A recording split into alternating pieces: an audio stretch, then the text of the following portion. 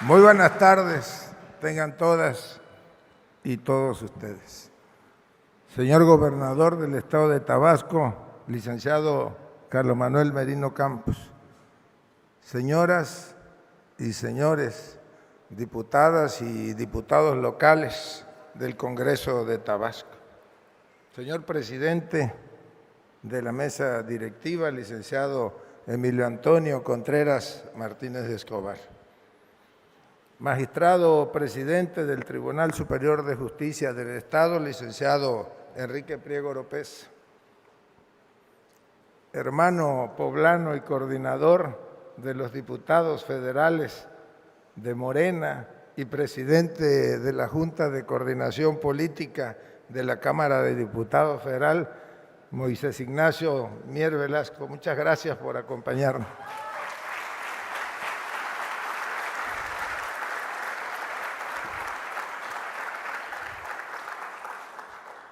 Me precio de que los tabasqueños me conocen y saben bien que no soy una gente de leer discursos.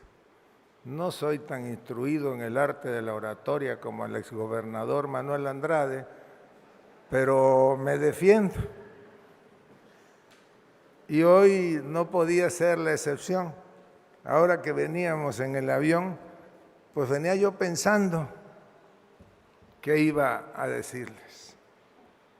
Y creo que nunca como hoy para mí, o al menos hoy apenas entendí lo que significa aquella expresión de origen es destino.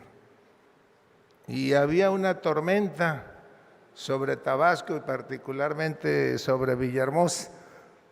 Y yo sé que o me extrañan o ya están aburridos de tanto que citaba yo a Pellicer, pero igual hoy más que nunca, si es agua de Tabasco vengo, agua de Tabasco voy.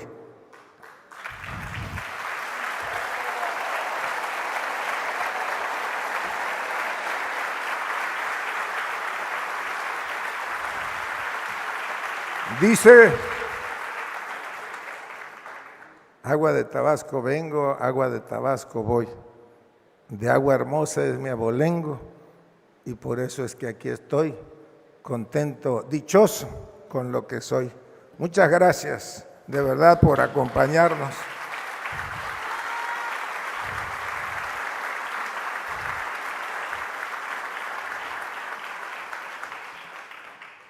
Es para mí un honor cumplir una instrucción del presidente de la República. El licenciado Andrés Manuel López Obrador me dijo, y Nacho es testigo, hace como 15 días, la noche aquella que Nacho fue a comentarle que había sido aprobada la reforma constitucional, y se los voy a decir en lenguaje tabasqueño, pues ahora hay que cacarear el huevo, hay que hacer las cosas de distinta manera. ¿Y por qué de distinta manera? Pues porque lo que hoy estamos haciendo es un ejercicio inédito en la vida política del país.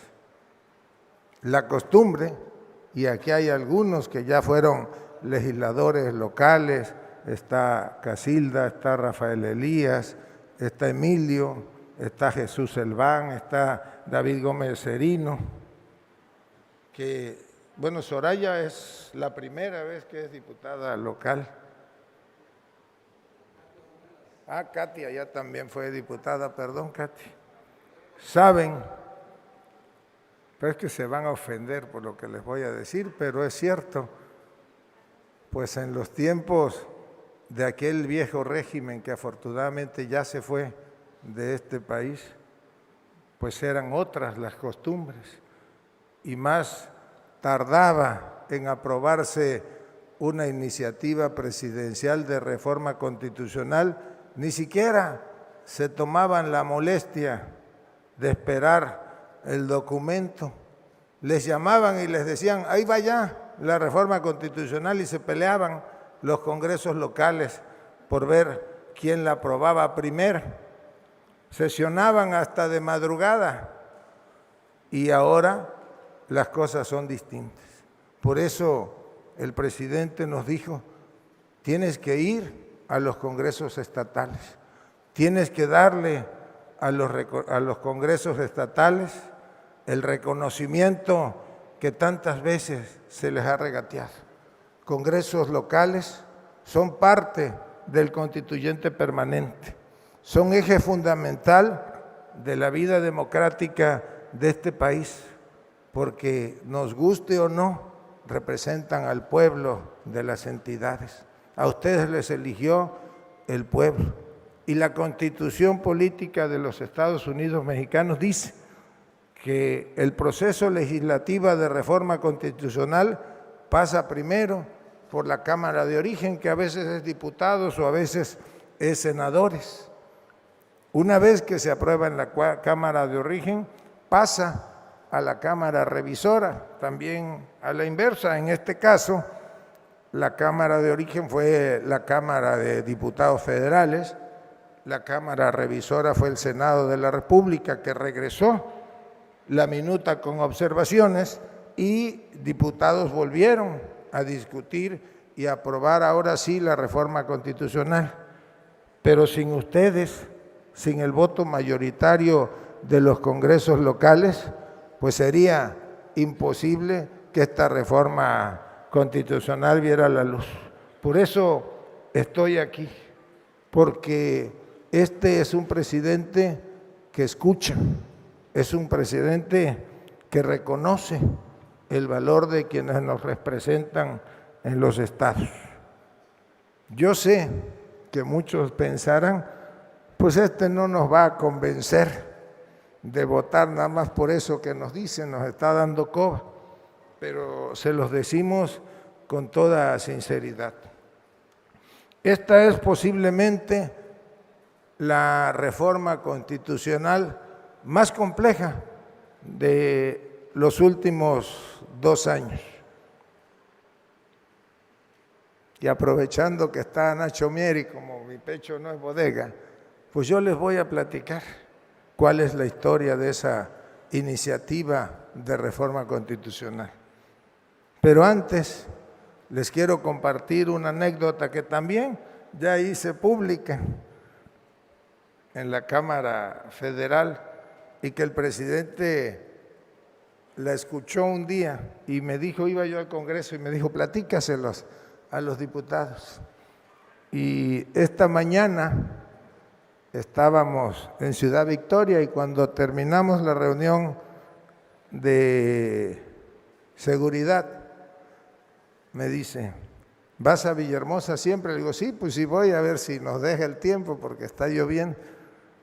Me dice, platícales a los paisanos la historia de la niña constitucionalista, man. Y va más o menos así. Estábamos comiendo en un restaurante en la Ciudad de México y cuando salíamos, que por cierto la voy a complementar, del lado derecho del restaurante, una señora no se atrevió a gritar, pero sí lo dijo para que yo lo escuchara, dijo, abajo la 4T. Yo como buen tabasqueño saben que escucho lo que me conviene y lo que no lo escucho. Y llovía así como ahorita. Entonces yo me detuve a esperar que pasara la lluvia, pero al lado cuando estábamos sentados había una señora con su niña que estaba precisamente a la salida del restaurante. La niña veía la lluvia y entonces la mamá me dice, oiga, yo a ustedes sí les apoyo y ustedes tienen que hacer algo importantísimo. Dígame, señora, tienen que ayudar a que nuestros militares participen en tareas de seguridad pública. Y le digo, sí, señora, en eso estamos, precisamente se va a votar mañana. Y me dice, ¿tiene unos minutos y le platico? Sí, señora. No me puedo salir, pues si está lloviendo y no traigo ni siquiera un paraguas. Y me dice, mire, yo soy de un lugar muy distinto al de donde vienen usted y el presidente. Soy del norte, soy del desierto, soy de Chihuahua, me dice. Y allá hemos sufrido por la violencia. Y los únicos que han estado ahí para ayudar a los ciudadanos, pues son los militares. Y me dice, entonces, por favor, no le regatee nada a nuestro ejército. No, señora, pues lo vamos a hacer. Y que me volteo y le digo a la niña, oye, hija, tendría 11 o 12 años. ¿Y tú qué piensas de eso que dice tu mamá? Y me dice la muchachita, pues que tiene razón. Y le digo, pero ¿cómo? ¿Por qué tiene razón? Y me dice, porque así lo quiero yo, dice. Miren nada más cómo es desde la inocencia de una niña el reflejo de lo que la sociedad está pensando. Hoy la tarea de nuestras Fuerzas Armadas es apoyada por más del 80-82% de los mexicanos. Por eso, aquella mañana de agosto, el último día de agosto, me habla el diputado Ignacio Mier y me dice, oye, ¿no te han visto nuestros amigos? Yo me quedé pensando, pues, ¿a qué amigos se refería, no? Le digo, ¿cuáles amigos, Nacho? Nuestros amigos, me dice. Le digo, ya sé. Pues no los veo desde que nos discutimos una noche por la reforma de abril, que discutimos por la reforma eléctrica. Y me dice, es que tengo que hablar contigo. Y pasó a verme a la oficina. Digo, ¿qué pasó, Nacho? Me dice, oye, ¿y por qué no pensamos en la posibilidad de construir un acuerdo político? A ver, Nacho, pues platícame cómo es eso, qué cosa es un acuerdo político para ti o para tus amigos. Y me dice, mira, Nacho, ¿y esto qué es? Es una iniciativa de reforma constitucional. Yo empecé a verla y le digo, ¿y esto qué? Está firmada por una diputada del PRI, Yolanda de la Torre, que hoy, por cierto, es presidenta del Tribunal Superior de Justicia de Durango y es una mexicana con una carrera legislativa amplia. A mí tuve la fortuna de coincidir con ella en la Cámara de Diputados Federal y después como senadora de la República. Y le digo, pero a ver, Nacho, explícame qué cosa es, porque no, me dice, mira, están proponiendo los legisladores y el dirigente del PRI que ellos quieren presentar esta iniciativa mediante la cual se aumenta la vigencia del plazo para que las Fuerzas Armadas presten los servicios de seguridad pública por todo el país. Y así como ahorita, pues yo me sonreí y le dije, pues está bueno, Nacho, y si quieren o nada más te están cuenteando. Y me dice, no, si quieren. Yo recuerdo que fui a ver al ciudadano, así decimos, ¿no? Y le digo, oiga, ¿qué cree que me dijo Nacho Mier? No, pues no sé, que si, ¿por qué no construimos la reforma constitucional de lo de la Guardia Nacional? Nosotros habíamos presentado una iniciativa de reforma a la ley secundaria que ya había sido aprobada, porque sabíamos que en ese momento pues no teníamos posibilidades de construir una mayoría constitucional que la integran las 2/3 partes del Congreso. Como decimos aquí, pues estaban amachados con que no podía ser. Y entonces le platiqué y le digo, y a ver, explícame. Ya le dije, mire, es pasar la vigencia que termina en marzo del 2024, pasarla a 2028. Y me dice, pues ahí velo tú, haz lo que tú consideres. Lo que tú consideres, dile a Nacho y lo apruebas. Y le dices que para adelante. Y entonces, la tarde siguiente, tuve el alto honor de ir a entregar el informe del presidente de la República y entramos y saludé del lado derecho a las bancadas, bueno, no a todas, porque no se puede a todos, a las bancadas del Verde, del PT y de Morena.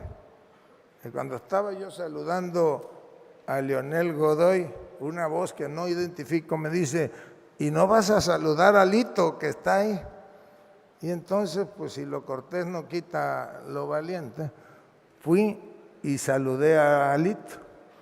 Y cuando todos los malpensados pensaban que yo le había ido a proponer cosas indebidas, pues en realidad yo lo que hice fue saludarlo y vacilarlo y decirle al oído que ahí venía atrás su ex amigo el Güero Velasco y que no lo anduviera exhibiendo con las grabaciones.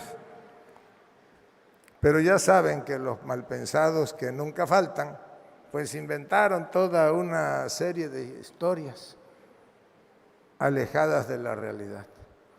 Lo cierto es que pudimos construir un acuerdo político con los legisladores del Partido Revolucionario Institucional, básicamente. Y el día de hoy, pues tenemos aprobada en las cámaras de diputados y de senadores la reforma constitucional. Y eso se debe, y yo aquí aprovecho nuevamente para reconocerle a Ignacio Mier como diputado federal y presidente de la Junta de Coordinación Política, al trabajo profesional que realizó al frente. Y se debe, muchas gracias Nacho, y aquí, pues en su tierra también se los digo, que se debe al trabajo, a la participación, a la defensa que hicieron nuestras compañeras diputadas federales, Yanis Contreras, Carla Ravelo, Lorena Méndez Denis. Y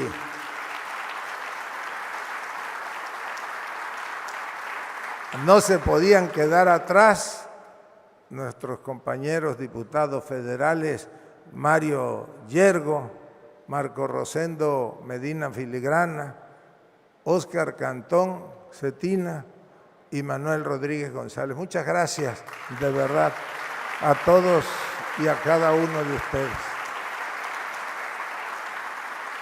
Y hoy aquí nos acompañan también varios diputados federales, la diputada federal por Sonora y presidenta de la Comisión de Justicia de la Cámara de Diputados, Amarani Peña. Muchas gracias, diputada.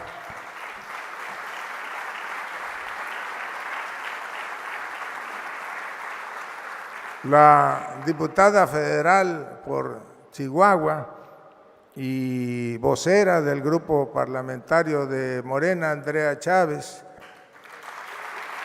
y nuestro hermano chiapaneco, diputado federal Ismael Brito Mazariego. Muchas gracias por estar aquí.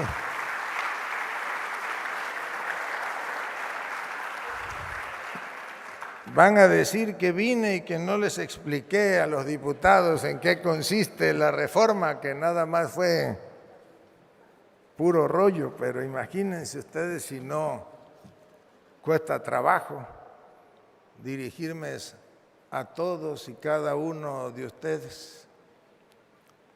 Pero bueno, vamos a proceder. Bueno, termino la anécdota. Una vez que se aprobó en la Cámara de Diputados, pues teníamos que ir a construir, lo cual estaba más difícil porque hay familias en las cuales hay diferencias, no la del grupo mayoritario, sino otras que querían ser compañeros de viaje, pero no querían. Y entonces, pues fuimos a la Cámara de Senadores.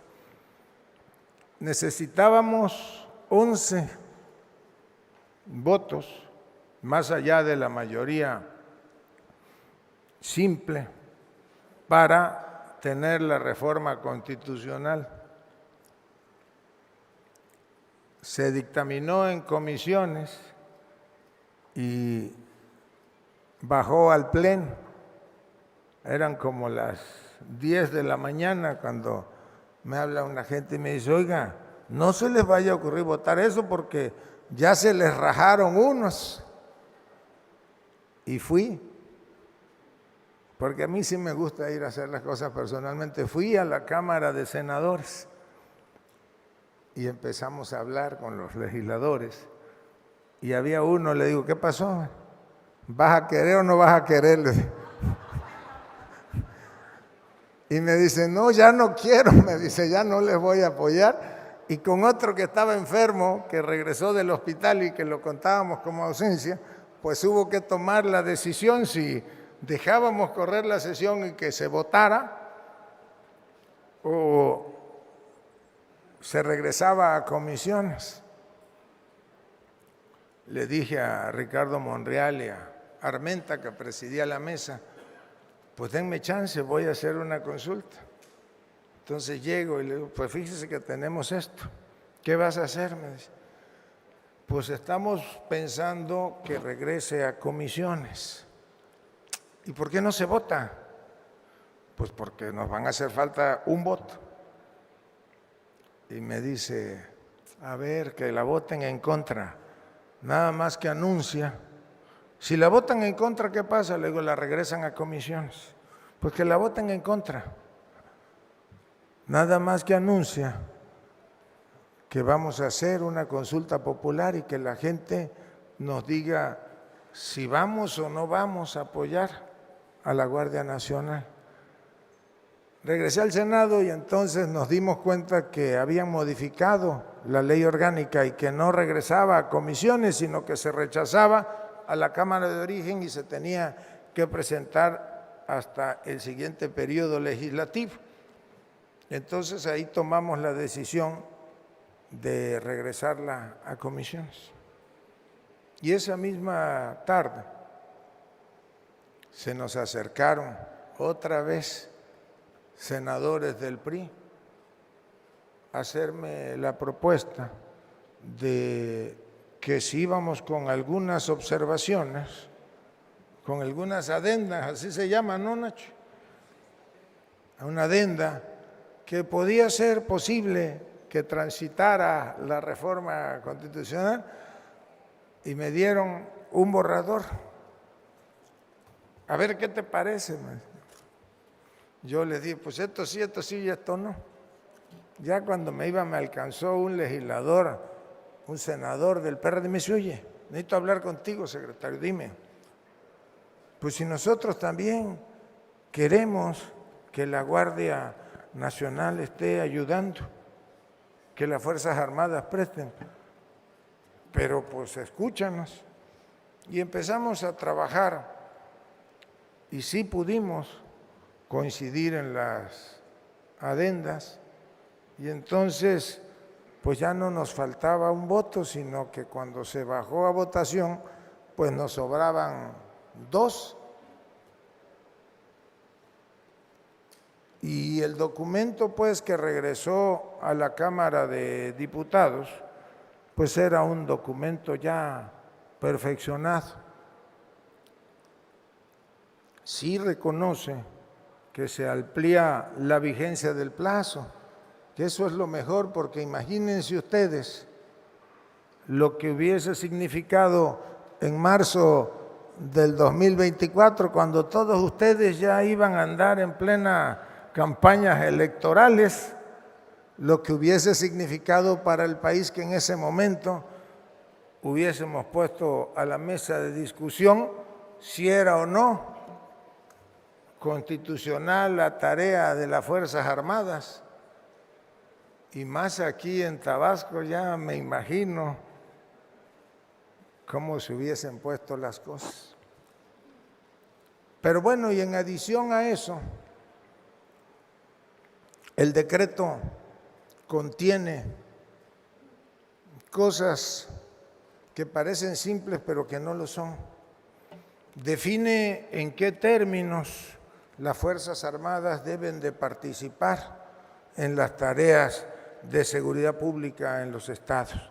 Y lo define en términos de lo que la Suprema Corte de Justicia ya había señalado con anterioridad.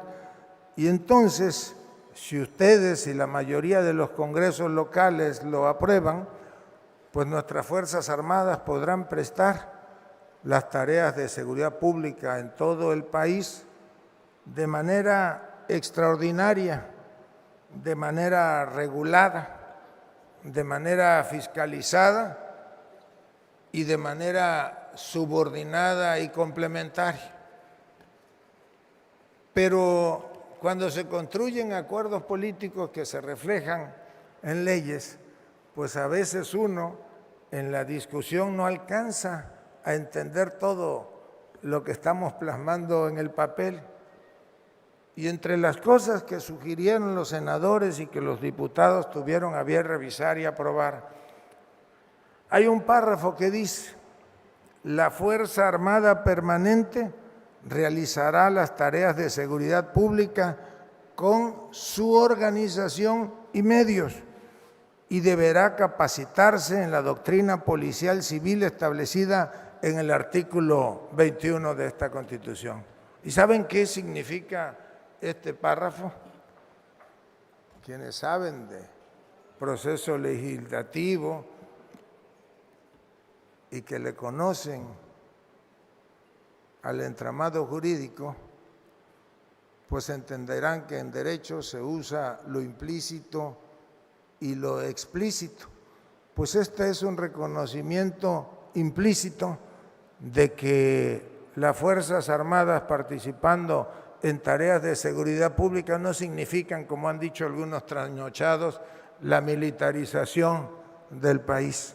Significa, porque además se complementa con una reforma que ya se había hecho, en el sentido de que la Secretaría de la Defensa Nacional pues tiene tres organismos. Uno es el Ejército Mexicano, otro es la Fuerza Aérea y el tercero es la Guardia Nacional. Y cuando en la Constitución los legisladores plasman este párrafo, nos están diciendo, pues organícense con sus propios medios y en términos de lo que tienen organizado. Luego entonces pues ya se va a acabar ese anacrónico discurso de la militarización. Pero además yo hago aquí otra reflexión. A lo mejor me equivoco porque no soy tan bueno para leer la historia, pero no fue Lázaro Cárdenas. El último militar que fue presidente de la República fue Ávila Camacho, que sustituyó a Lázaro Cárdenas. Y de ahí en fuera hemos tenido puro presidente civil, pero la diferencia con otras partes del mundo es que nosotros tenemos unas Fuerzas Armadas leales e institucionales que han dejado atrás las oscuras noches del 68, del 70, donde fueron utilizados sobre todo para reprimir al pueblo. En Chihuahua se utilizó al ejército mexicano para reprimir a la gente, y en Guerrero, en Chiapas, en Yucatán, en Veracruz, en Jalapa, aquí incluso en Tabasco, en menor medida en el 68. Ya no hablemos de la Ciudad de México, del Estado de México, de Jalisco, de Nuevo León. Pero afortunadamente los mexicanos ya dejamos en el olvido esa parte negra de la historia y hoy hay un ejército capacitado, unas Fuerzas Armadas capacitadas, equipadas profesionales y, como dice la Constitución en esta reforma, protectoras de los derechos humanos y de los derechos y costumbres de nuestros pueblos indígenas, de nuestros pueblos originarios. Pero además de eso, no puede haber militarización en este país cuando quien toma las decisiones, quien tiene el mando de nuestras Fuerzas Armadas, el comandante supremo de las Fuerzas Armadas, del Ejército y de la Marina en este país, es un civil. Y para gracia de los tabasqueños, pues es paisano de nosotros y es un hombre con una sensibilidad social que sería incapaz de girar la instrucción de reprimir al pueblo. Contrario, él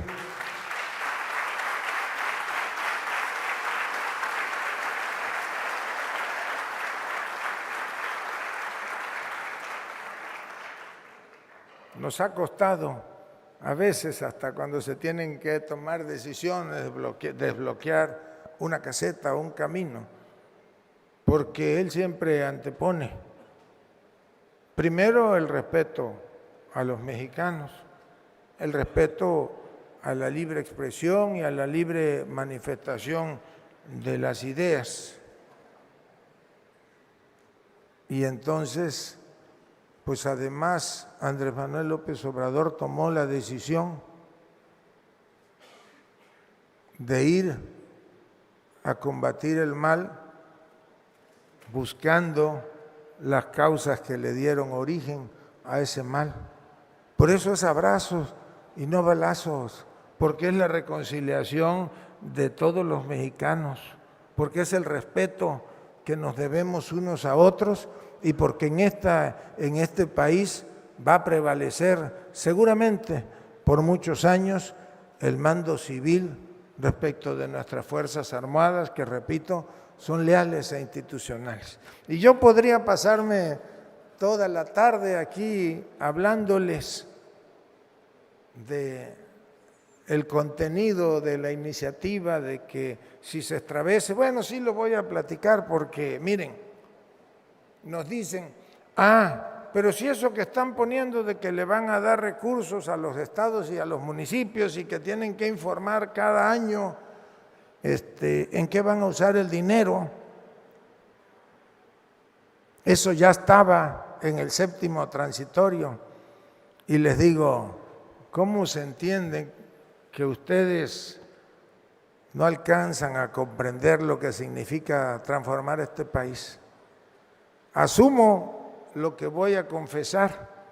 Efectivamente, en el 2019 se plasmó en un 7º transitorio del decreto la obligación de que los estados y los municipios debían de presentar un informe anual al Secretariado Ejecutivo del Consejo Nacional de Seguridad Pública, en la que tendrían que, válgase la redundancia, informar de lo que estaban haciendo para capacitar y para equipar a las policías estatales o municipales, y que paulatinamente hacia marzo de 2024, pues que las Fuerzas Armadas fueran regresando a sus cuarteles, a las bases militares.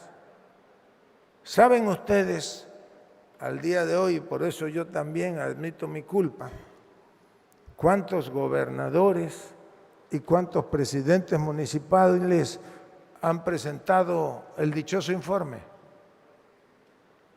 Ninguno. Pues ahí hay 32 gobernadores y 2.547 presidentes municipales que están abiertamente violando la Constitución.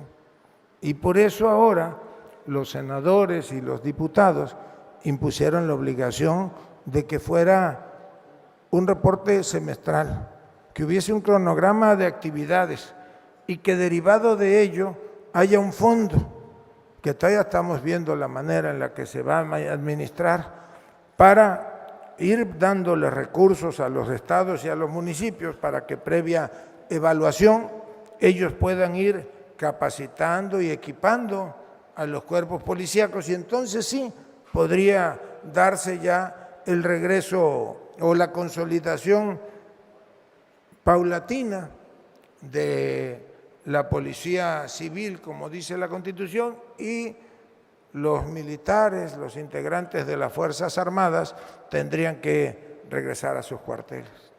Al día de hoy también, pues nuestra realidad es otra y es tristísima. Ya sé que se molestaron algunos gobernadores, pero pues los tabasqueños así somos, hablamos con franqueza. Hay estados donde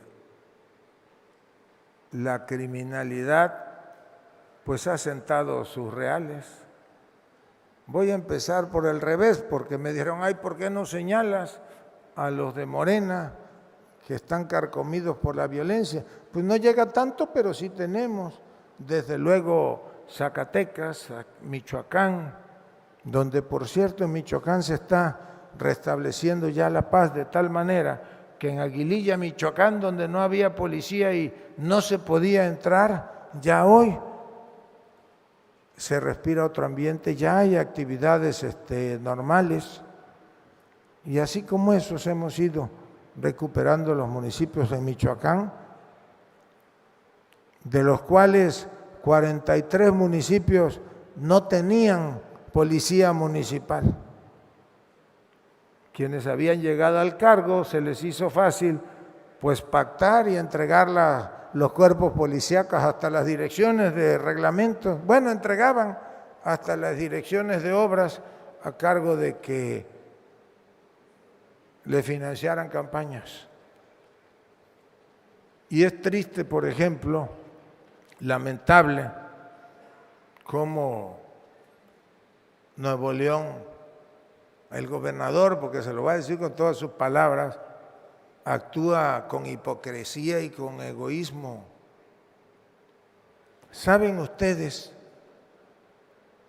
cuántos elementos de policía estatal hay en Monterrey y la zona metropolitana? Ahí se llama Fuerza Civil.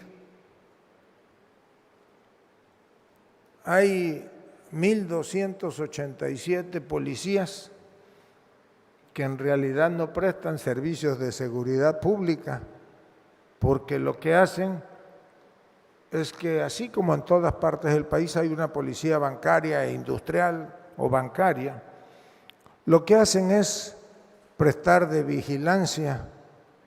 servicios de vigilancia a empresas privadas, a cadenas de supertiendas de conveniencia, a gasolineras. Y entonces al señor gobernador se le hace fácil levantar el teléfono, porque no es capaz ni de mandar un oficio, y pedir que le manden más elementos de la Guardia Nacional. Y hoy hay desplegados entre elementos de la Guardia Nacional y elementos del Ejército Mexicano, 8,320 elementos. Pero así está Chihuahua. Chihuahua tiene igual, creo que 1,100 policías estatales y tiene 6,000 elementos de la Guardia Nacional ayudando a generar condiciones de seguridad pública. Y ya no hablemos de Jalisco, donde el clásico que estaba en España publicó un tuit a raíz de una masacre, de un enfrentamiento en Zapopan. ¡Ay! Gracias a nuestros militares se evitó una masacre, pero no son capaces de actuar con generosidad y apoyar una reforma como esta. Hay estados, Guanajuato es uno de ellos. Para que se den una idea, Irapuato, que es uno de los municipios más importantes de Guanajuato, hace algunos días se dio una matanza. Mataron creo que a 12 o a 13 en un establecimiento mercantil, y con tareas de inteligencia pues se pudo comprobar que la policía municipal era parte de las bandas criminales. Y allá va otra vez la Guardia Nacional a desarmar a las policías municipales y a tomar el mando o a cargar con las tareas de seguridad pública y a restablecer el orden. Y no es, como dicen otros, un asunto de dinero, porque también te dicen, es que acabaron con los fondos para la seguridad pública. Pues no es un asunto de dinero. Muchos de ustedes saben o comparten esa máxima que dice que raíz de todos los males es el amor al dinero. Y ahí el gobernador de Guanajuato se precia de tener un C-25, no sé cómo se llame, de los más avanzados del mundo. Le costó 12.500 millones de pesos, pero cuando llegas y le dices, a ver, mataron a 12, necesitamos ver las cámaras de videovigilancia, no, es que no tenemos cámaras de videovigilancia en toda la ciudad. Otro gobernador hubo un incidente y me dice, pues mira, líder, la verdad es que se borró, no aparece ninguna grabación. Pues así, ¿cómo se puede? No es asunto de dinero, eso es un asunto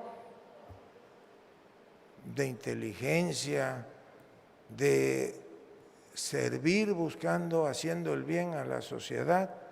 Pues ustedes saben, y los que son originarios de Cárdenas, ¿saben ustedes que Tabasco en el 2018 ocupaba, yo dije que el primero, pero no es cierto, ocupaba el segundo lugar en secuestros a nivel nacional, y que Cárdenas durante 5 años fue el municipio número 1 en secuestros a nivel nacional? Y aquí hay 2, 3 legisladores de Cárdenas que no me van a dejar mentir, porque algunos de ellos tuvieron hasta que irse con sus familias.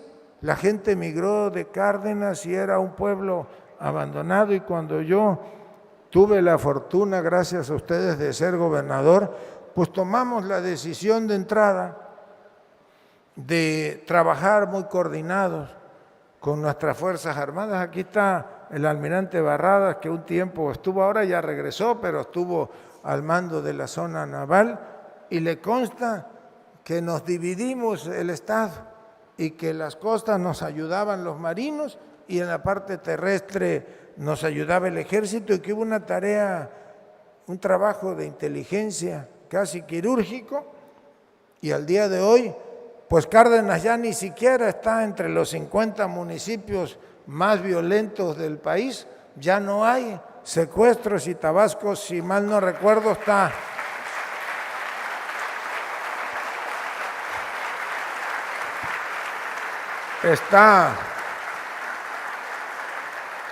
en el lugar creo que 24 en incidencia nacional. Y ayer que estábamos en Chiapas, y lo voy a platicar porque Ismael, que iba con nosotros en la camioneta, no me dejará mentir,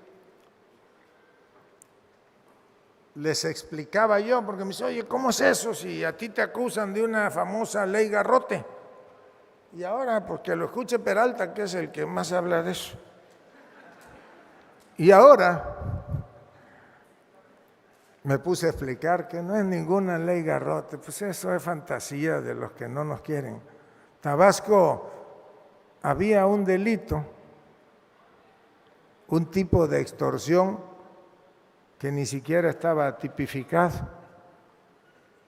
Y tú tenías una constructora, prestara o no servicios a Petróleos Mexicanos, e iban pseudosindicatos y te bloqueaban la entrada a esas instalaciones, y llegaba un pseudolíder y te decía, pues aquí son 100,000 pesos, no vas a poder pasar. O te decían, son 100,000 pesos, pero tienes la obligación de darle trabajo a estos 10. Oye, pero ¿en qué los voy a emplear si no saben hacer nada? No les dé trabajo de nada, pero darles trabajo. Era una modalidad muy fina de extorsión. Aquí hay varios que fueron a verme con ese tema. y según el sapo, pues era la pedrada, era la tarifa. Ponían un hilito a la entrada de las empresas o de las instalaciones petroleras y se dedicaban a eso. De eso vivían. Y entonces, pues un buen día tomamos la decisión de que eso tenía que acabarse. Y promovimos en la anterior legislatura una reforma al Código Penal para tipificar esa modalidad de extorsión. Y no nos las inventamos, nada más que como a nosotros no nos quieren, nos dicen que se llama Ley Garrote, pero es una calca de la del Estado de México o la de Oaxaca. Y eso no permitió también recuperar la libertad de que las empresas pudieran trabajar donde quisieran, cumpliendo sí con todos los requisitos de ley. Y al día de hoy yo les puedo decir que no existe ya esa modalidad de extorsión. Y cuando se trata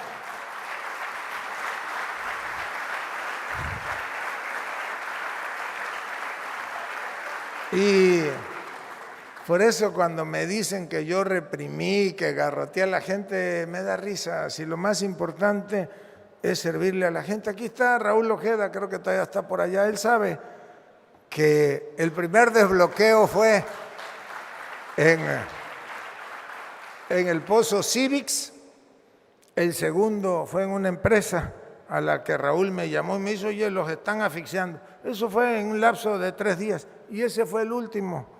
No sé ahora, pero yo creo que están igual. Pues fue el último donde pudimos actuar y combatir esa modalidad de extorsión. Luego entonces sí se puede trabajar de otra manera, pues esa es la obligación del gobernante.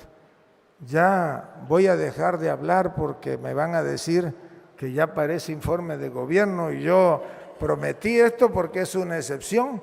Casi no vengo aquí, yo me gustaría estar aquí, casi no puedo venir, pero también no lo hago porque pues uno debe de entender los tiempos que se viven y hoy, y yo aquí se los pido que no le regateemos el apoyo al gobernador del estado. Son los tiempos.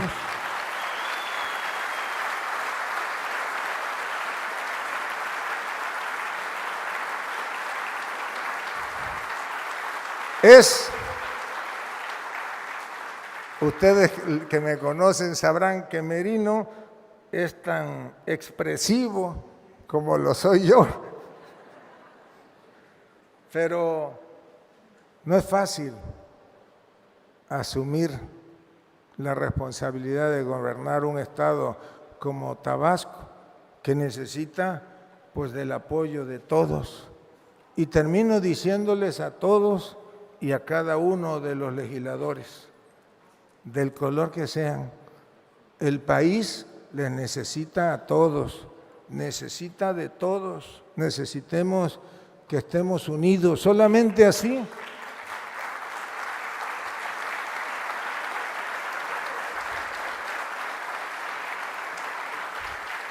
Solamente así vamos a seguir ganando esas y muchas batallas. Los tabasqueños debemos de valorar lo que significa tener al presidente transformador de este país y que sea originario de esta tierra, paisano de todos nosotros. Por eso yo estoy seguro que nos van a apoyar ahora y siempre, porque tenemos entre todos que seguir construyendo un mejor Tabasco, pero además, se los digo con toda franqueza, vamos a seguir agradeciendo al sureste. Muchas gracias a todas y a todos ustedes.